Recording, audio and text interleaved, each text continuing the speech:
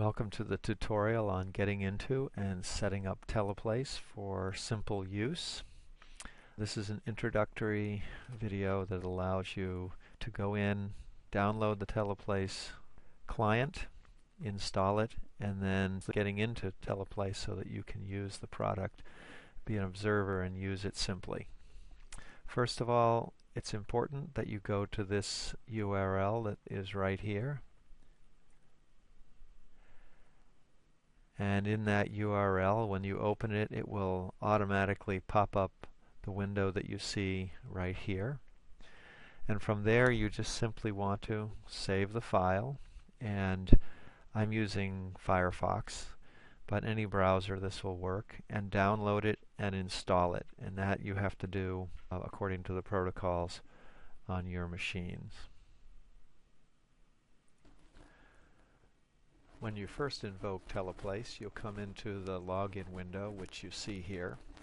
Teleplace uses email addresses to log in, and you can see that you enter your email address here, you enter your password here. I would strongly suggest you set this to remember your password. You also want to go to More Options and make sure that the organization name that was given to you by the person who gave you your email address and your password is correct here. You also want to check to make sure that the host is right. If it's being hosted at Teleplace, it will look like this. If it's being hosted on your own servers internally, it will be some other thing, and that should be given to you by your IT people. When you're sure that that's correct, we go back to our login screen. I am simply going to log in, and when I log into Teleplace, you'll see a window that looks like this. This is called the lobby, and the lobby is kind of a low maintenance or a low overhead method of seeing what's going on in Teleplace. If there are people there, you can see the different training rooms that are available, the different workspaces that we have. We're going to be going into the Zoll training room in a moment, but you can also look at the people who are in there. These numbers at the top are favorites that you can add to your list, and this shows that I am in there, and you can see, of course, my profile. You can also set your preferences from here if you'd like. I'd rather set them internally once I get into Teleplace. And then there's a help menu. So to get into the Teleplace, I simply select, and I can enter the Teleplace, or I can double click on the Teleplace, and I'm going to enter the Zoll training room. When you first enter Teleplace, you'll be confronted with a grayed out version of what you will eventually see. This is just simply a bitmap that's loaded to let you know that it's loading, but eventually the screen will clear and you will see something like what you're seeing here. And just a cursory overview of what you're seeing. At the top we have a number of menus, as typical of this kind of application. Over on the right hand side we have the people menu, and you can see the people who are logged in. Down at the bottom we have the landmarks, and this is the various scenes around the room that you can move to quickly by simply clicking on them. And then we have the main window, which you can see, which is the operating window and where other people will be. Down along the bottom we have a number of icons. You can make yourself inactive. You can turn your microphone on or off. You can turn your webcam on or off.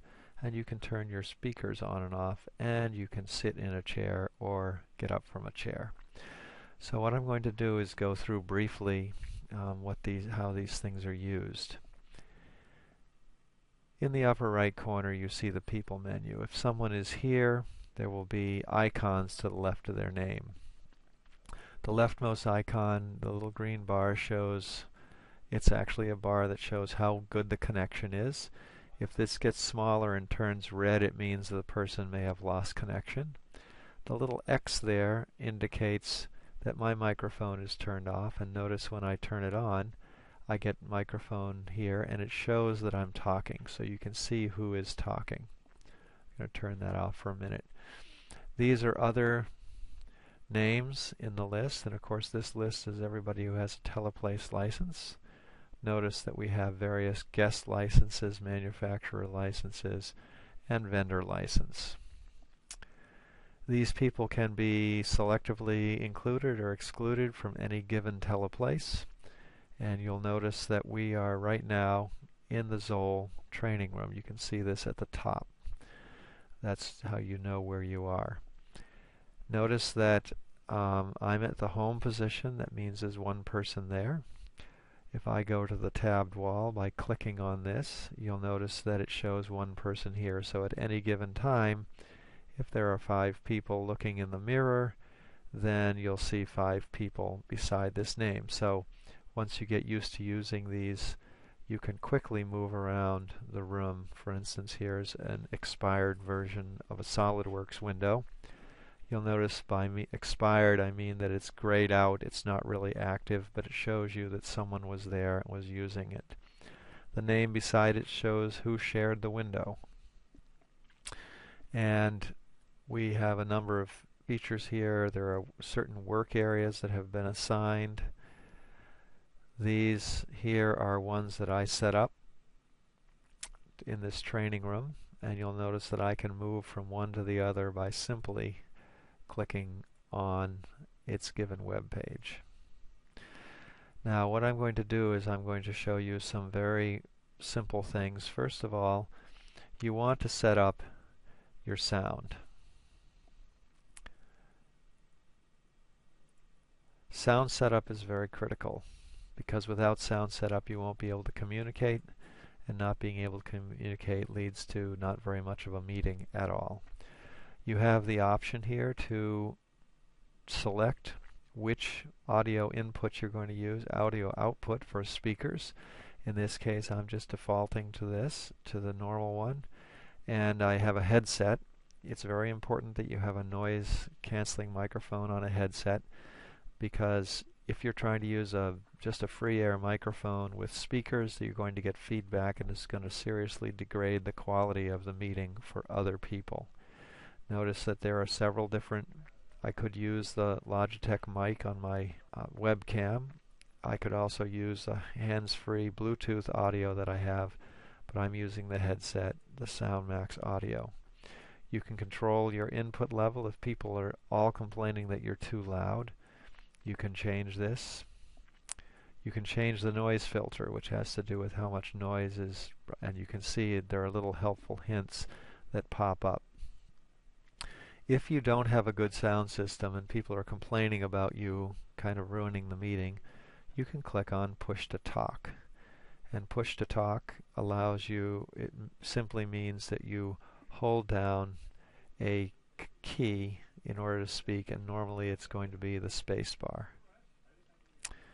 You leave it on this, and if you use OpenAL Sound, and if you want to hear yourself temporarily, you can simply click on this, and you'll be able to hear yourself in your headphone.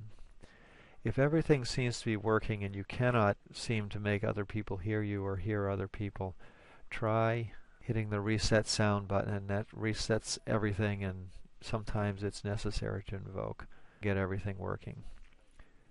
When you're done, simply hit the button, and you should be able to see here if you're being heard. If your microphone is on, then you'll see the little icon changing down here. You can turn it off temporarily if it's in a meeting where you're just doing a lot of listening. We'll leave it on for now. If you want to customize your avatar, the simplest thing to do is to go over to your landmarks, and up at the top you'll see something called the mirror. If you click on that, it will take your avatar to the mirror, where you can now see what you actually look like. From here you can go to My Avatar, and here notice that you can pick an animated character. You have a selection of a floating balloon like this. You have a simple shape like this, which shows just a sort of a chiclet kind of thing. And you can also go to an animated character version. And in this case, you have a choice of a number of different people to choose from. For instance, you can be a casual Kevin. You can be casual John. Business Tina. So you have men and women, and you can choose which one you'd like. I have a customized one, which is Fred Mesh, and you simply can, in this case, if I had changed, I would have been asked to save, and you can address your avatar. That's about as much as you want. You can also go to Preferences, and notice here you can put your screen name, which is what's the name that's floating above your head. And particularly if you came in on a guest license, you want to change your name, and you can also change the color of your laser pointer if you find that everybody has the same color, and then you can add a little bit about me that shows up in your profile. You can add a picture if you want by simply browsing for it, and then you can apply the results and say OK. So you can see that the name floating above my text is ensconced in my color, and now I can go back. I'm going to go back to where I was at the card rack. There are a few other things you may want to set about your avatar. You can go to Tools, Preferences again, and hit the Preferences tabs. And here you'll notice that you can select how you want to see name tags. Only while a person is speaking, only mine, everybody but mine, or none. And this will allow you to unclutter the space if there are a lot of people and you know them pretty well. Most of the other things here, if you are using Teleplace a lot, you may want to set how you want to sort of normally view things. You can also do the view angle, and you can set any number of things here related. These are more advanced features that might relate to when you begin to use this more actively. Something else which is very useful to know is how to move from Teleplace to Teleplace. You'll notice in your menu there's a Teleplace list, and this shows all the different places that you can go to. We are right now in the Zoll training room, which is shown up in the top bar here. The Teleplaces show different places that you can go to that are not where you are. So if I wanted to go to the project room, for instance, I could simply double click, and this will take a moment to load the forum because it only keeps in memory where you've been. And now I'm in a room very, very similar, but it is a little bit different. It's another room. I can also go to the Teleplace Training Center, which is a large theater kind of place that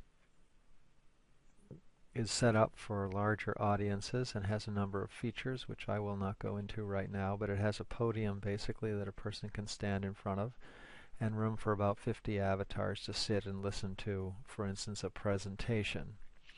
If I want to go back, you see in light green up here the ones where I've been. I'm going to go back to the Zoll training room, and you'll notice how quickly I get there simply by clicking on that. If I want to sit down at the table, I simply click on a chair, and I can either click down at the bottom to stand, or I can click on the chair and stand up. If I click on another chair, I sit down.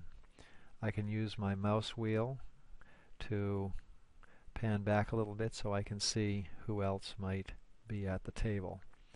For now, I'm going to go back to my card rack demo.